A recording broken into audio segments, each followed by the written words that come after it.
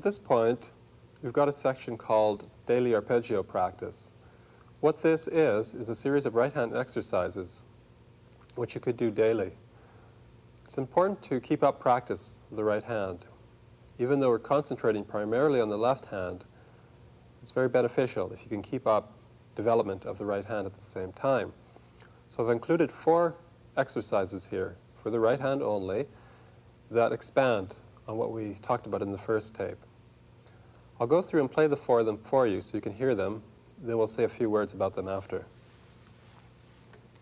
First one, A.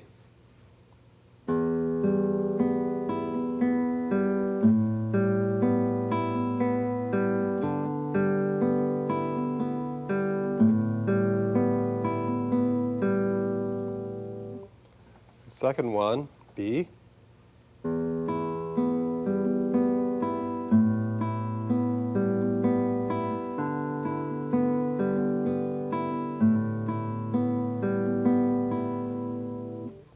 Third one, C. And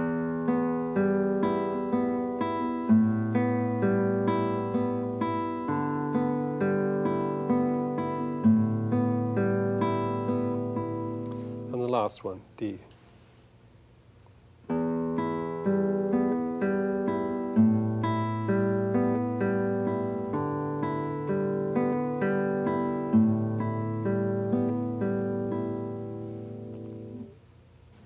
As I said before, these are exercises that you could do each day to develop your right hand. And how you could do that is by first of all learning them very slowly, playing them very carefully, and noting exactly how your right hand is functioning. Make sure that your thumb is out, that your hand isn't bouncing, the shoulder isn't tensed up. All the things that we talked about in the first tape. Also, arpeggios are always played free stroke, never rest stroke. It sounds very funny to go. It just doesn't work very well. It's very clumsy. And you keep stopping the next string, the previous string that you played, so you get a very choppy type sound. So again, it's all free stroke. Now for instance, in the first one, you could begin very slowly. Just playing them very slowly, learning the fingering, and being aware of all the tension or anything that might be in the right arm and the right hand. Then once you start feeling comfortable with it, gradually speed it up.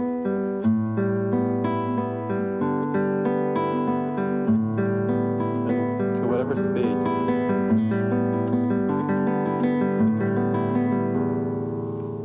When you do speed it up, however, be very careful that you don't also tense up at the same time.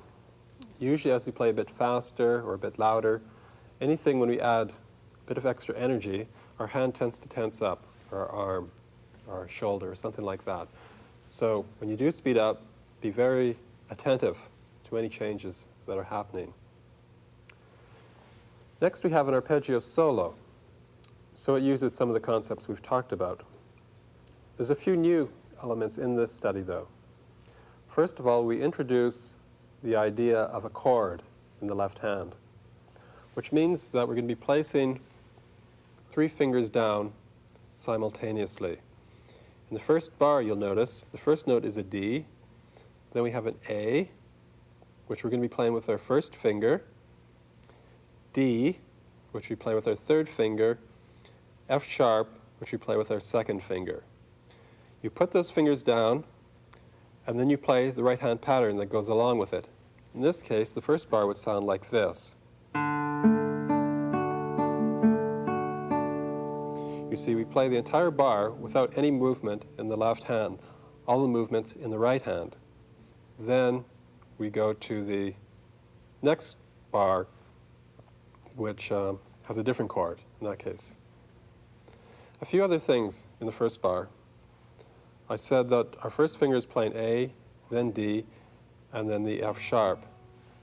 Now that F sharp, whenever you have a sharp, it's good for the entire bar. So that first F sharp that we play, when we come to the second last note in the bar, it's marked F, but it doesn't have a sharp in front of it. That note is also sharped. because any F note on that line, which comes after that first F sharp, is also played sharp. The bar line, however, cancels it out. So if you had an F note after the bar line, then it would be F natural. It would be the natural way we play F. But in this case, since that second F comes before the bar line, it's also played F sharp. The entire piece, matter of fact, consists of eighth notes. So usually what we do when we say have a group of 4 of them, we put them all under one beam. So previously you saw 2 eighth notes, which were the 2 stems with a beam. In this case we have 4, and they're all beamed. Then we have 4 more, and they're beamed all together. It just makes the page look a bit tidier rather than having separate stems, but doesn't change the note value. They're all equal eighth notes.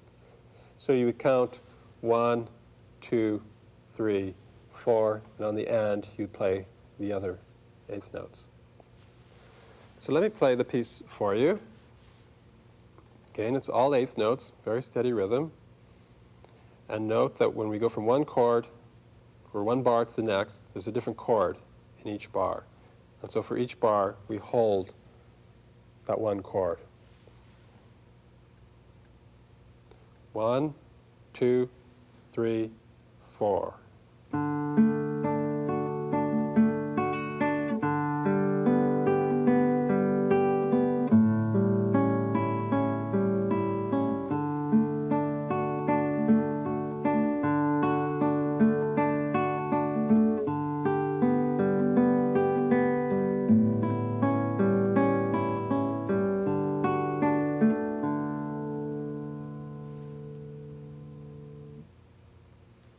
So let's play that piece once more.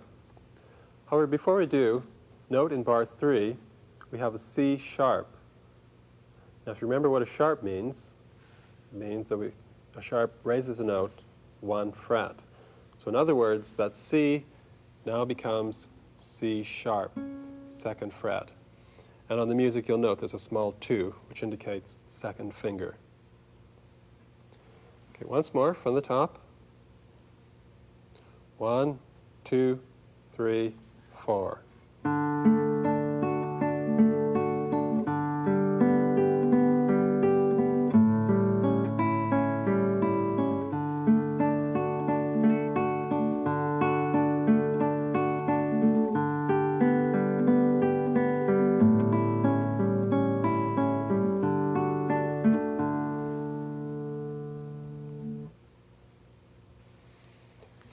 We now come to our second duet.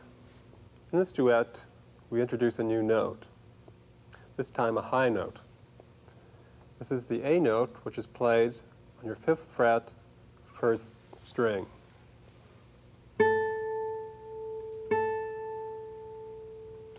You'll find this note occurs in the second half of the piece.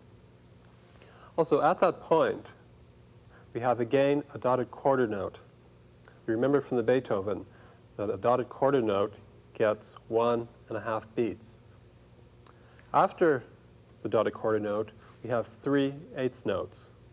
These are beamed together, so you can still think of them as individual eighth notes, but tied together just to keep the page neat. So the first dotted quarter note gets 1.5 beats, so we'd have 1 and 2, and on the and after 2 would come your first eighth note, and 3, and. So the rhythm for that bar would be 1 and 2 and 3 and. Once more. 1 and 2 and 3 and. Okay, let me play the duet for you. I'll play both parts again, so you can hear how the piece sounds in its entirety. Then I'll play your half, and you can play along. 1, 2, 3.